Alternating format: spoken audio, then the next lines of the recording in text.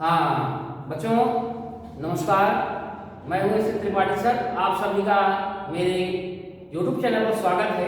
आज मैं आप लोगों को क्लास 10th की फिजिक्स पढ़ाऊंगा, जिसमें हम लोग प्रकाश को समझेंगे।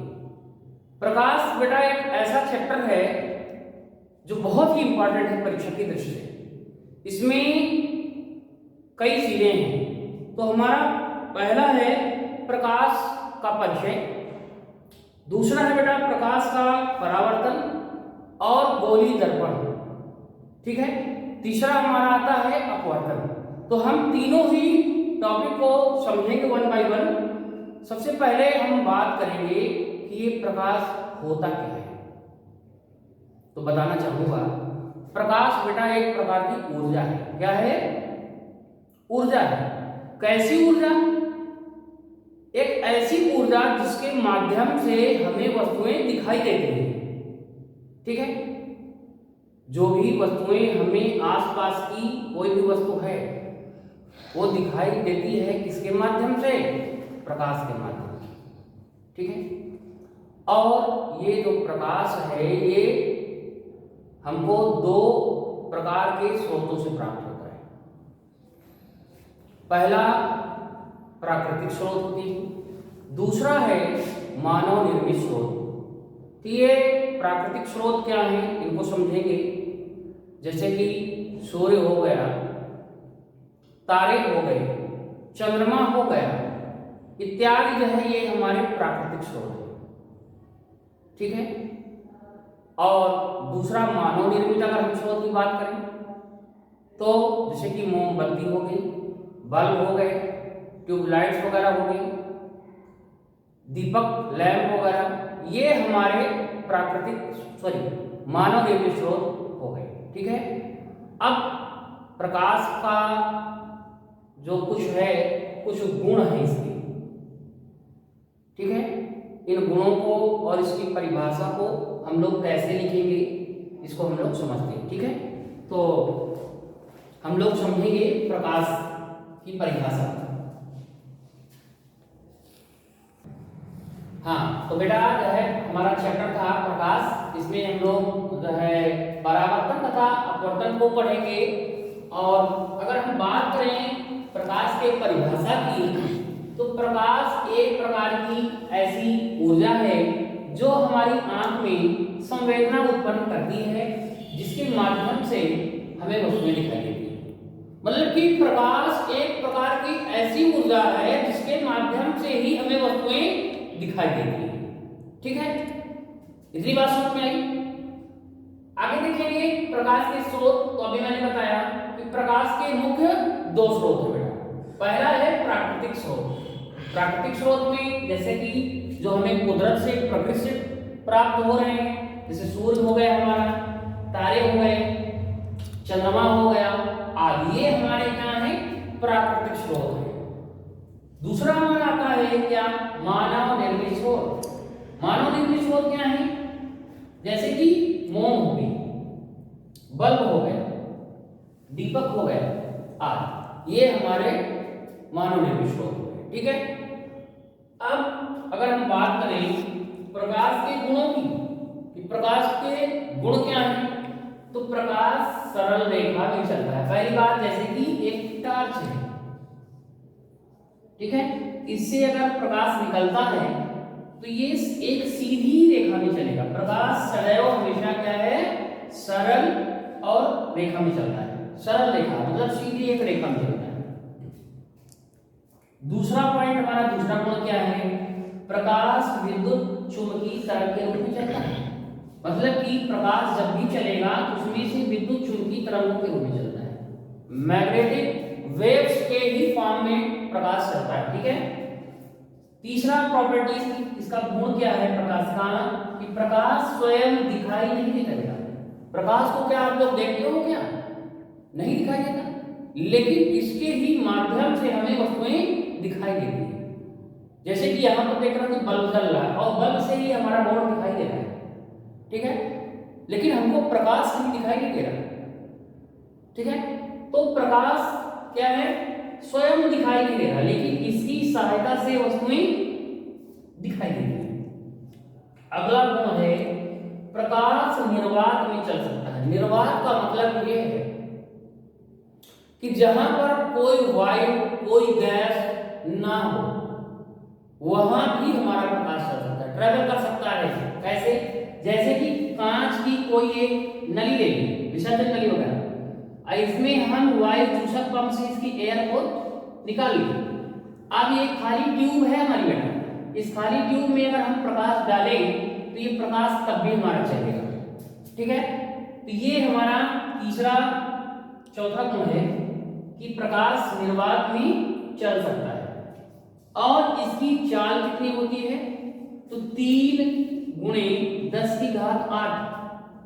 इसका मतलब समझ रहे हैं कि 3 के आगे 10 0 8 0 1 2 3 4 5 6 7 8 इकाई दहाई सैकड़ा हजार दशा लाख 10 लाख है ना, करोड़ 10 करोड़, मतलब कि इतनी मीटर प्रति सेकेंड की वेग से ये चलता है। बहुत स्पीड है इसमें। प्रकाश सही बताएं तो प्रकाश के वेग के बराबर आज तक ना कोई ट्रेवल कर सकता है और ना करेगा। ठीक है, क्योंकि प्रकाश की गति सबसे ज्यादा तेज होती है। ठीक है, तो ये तो रहे हमारे प्रकाश के गुण। अब हम लोग अगली हेडिंग में प्रकाश के परावर्तन को समझेंगे। ठीक है, तो आइए देखते हैं।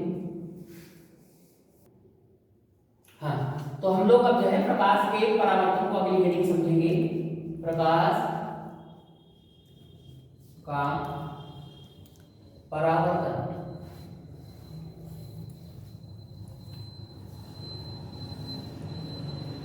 देखेंगे प्रकाश का परावर्तन होता क्या है, कैसे होता है, इसको हम समझेंगे चित्र के माध्यम से। मान लिया जाए कोई एक सरफेस तल है, ठीक है, कोई एक ऐसा तल जो चिकना हो बेटा, कैसा हो? चिकना हो।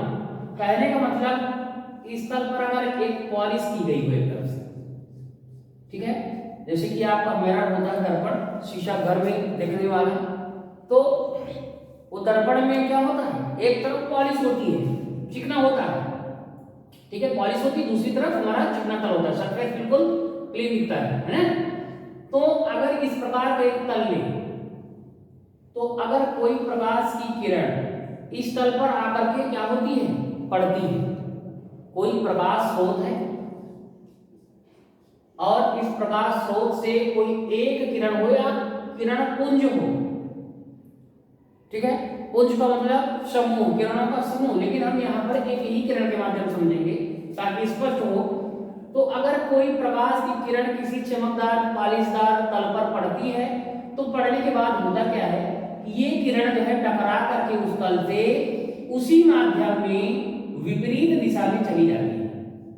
ठीक है, तो इस प्रकार की किसी किरण का किसी चमकदार तल पर पड़ना और उसी माध्यम में टकरा करके वापस जाना, जो ये घटना है, इस घटना का नाम ही है परावर्तन, रिफ्लेक्शन इसको कहते हैं। क्या कहते हैं? रिफ्लेक्शन इसको कहा जाता है। अब यहाँ पर अगर हम बात करें कि जो प्रकाश की किरण आती है, इसको हम कहते क्या है, तो इसका नाम होता है बेटा आपतित किरण। आपतित किरण, साफ साफ आपतित किरण, इसका मतलब ही है, आ का मतलब आने वाली, पतित का मतलब गिरने वाली, यानी आ करके जो किरण गिर रही है वही है आपतित किरण। ठीक है, इंसिडेंट रे इंग्लिश में इसको बोलते हैं, इसको इंसिडेंट रे इंग्लिश में बोला जाता है। ठीक है, दूसरी तरफ जब ये किरण तल पर पड़ेगी, टकरा करके वापस जाएगी उसी माध्यम में विपरीत दिशा में, दिख रहा है कि एक दिशा इसकी है, दूसरी दिशा इसकी, विपरीत दिशा ये है। अगर ये उसी दिशा में जाता तो सेम दिशा मानी जाती, लेकिन ये दूसरी दिशा हो गई, इसके डायरेक्शन चेंज हो गया, माध्यम इसका वही है। नीचे का हिस्सा कहने का मतलब हमारा देखना है कि दूसरा माध्यम ये कांच का माध्यम है, और ये ऊपर का जो हिस्सा है ये हमारा वायु माध्यम है, ओपन है। तो जो वायु माध्यम है इसको हम कह सकते हैं कि एक प्रकार से विरल माध्यम है, हालांकि विरल और सघन का यहाँ कोई लेना देना नहीं है, आगे समझेंगे इसको हम लोग। नीचे ये सघन है, सघन और विरल क्या है इसको भी हम लोग डीपली समझेंगे। तो जो किरण हमारी वापस होकर के जाती है, इस किरण का नाम है परावर्तित किरण। क्या कहते हैं? परावर्तित किरण।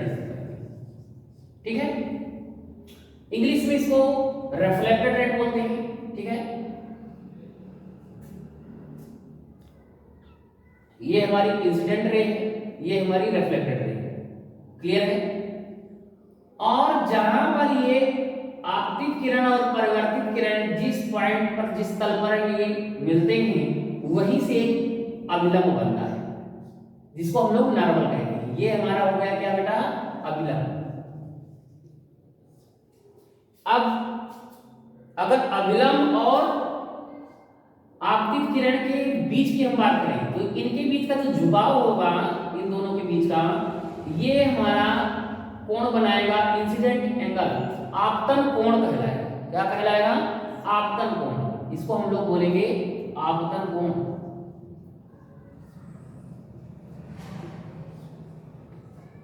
अभिलंब और परावर्तित किरण के बीच में जो भी कोण होगा वो रिफ्लेक्टेड एंगल होगा, परावर्तन कोण कहलाएगा। क्या कहलाएगा? ये कोण का नाम है परावर्तन कोण।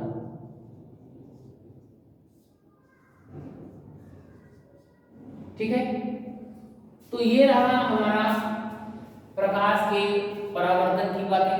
अब इसको हम लोग लिखेंगे कैसे, तो इसको हम लोग लिख लेते हैं। हाँ, तो अगली हमारी हेडिंग प्रकाश के परावर्तन की जो हम लोग परिभाषा लिखेंगे, वो कैसे लिखेंगे? तो लिखेंगे, जब प्रकाश किरण किसी माध्यम में चलती हुई, जब प्रकाश किरण किसी माध्यम से या किसी माध्यम में चलती हुई किसी चमकदार तल पर आपतित होती है, मतलब कि कोई प्रकाश की किरण है, कोई चमकदार तल है, उस पर आपतित हो रही, गिर रही है। ठीक है, और वह तल से टकराकर, मतलब कि आ गई, आने के बाद जो है तल से टकरा गई, तो तल से टकराने के बाद फिर क्या हुआ?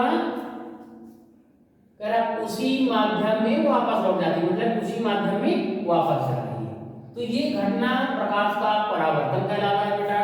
ठीक है, अब हम लोग प्रकाश के जो परावर्तन के नियम हैं उनको समझेंगे। तो इसके दो नियम हैं। पहला नियम हमारा क्या है, आइए देखते हैं।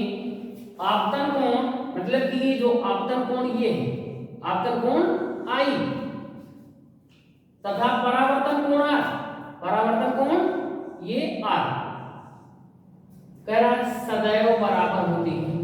मतलब कि जो आई है एंगल, ये आर के बराबर होता है। कहने मतलब आपतन कोण और परावर्तन कोण दोनों क्या होते हैं? बराबर होते हैं। इतनी बात समझ में आ गई।